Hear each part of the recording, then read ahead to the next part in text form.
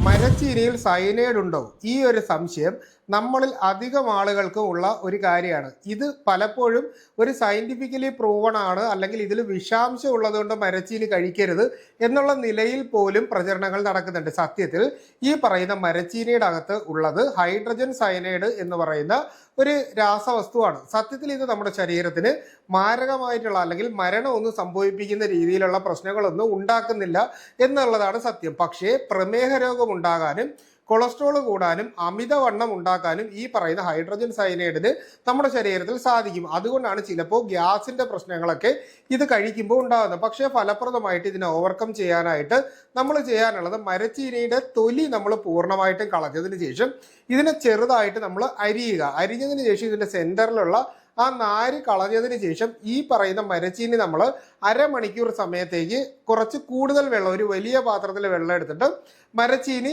ഏകദേശം അരപ്പാത്രം ആ ഒരു രീതിയിലേക്ക് ഇട്ടിട്ട് നമ്മൾ അരമണിക്കൂർ വെച്ചതിന് ശേഷം ഇത് ഊറ്റിയെടുത്തതിന് ശേഷം ചൂടുവെള്ളത്തിൽ, അതായത് വെള്ളത്തിൽ ഇട്ട് നന്നായിട്ട് വേവിച്ചതിന് ശേഷം മാത്രമാണ് നമ്മൾ ആഹാരം ആക്കുന്നതെങ്കിൽ ഈ ഹൈഡ്രജൻ സയനൈഡ് പൂർണ്ണമായിട്ടും നിർവീര്യമായിട്ട് പോകാനും നമുക്ക് ഇത്തരത്തിലുള്ള പ്രശ്നങ്ങളൊന്നും ഉണ്ടാകാതിരിക്കാനുമാണ് സാധ്യത. അതുകൊണ്ട് തന്നെ മരച്ചീനിയിൽ സയനൈഡ് ഉണ്ട് എന്നുള്ള രീതിയിൽ നടക്കുന്ന പ്രചരണം സത്യമല്ല എന്നുള്ളതാണ് നമ്മൾ മനസ്സിലാക്കാനുള്ളത്. മരച്ചീനി സേഫായിട്ട് നമുക്ക് എല്ലാവർക്കും ഉപയോഗിക്കാൻ സാധിക്കും.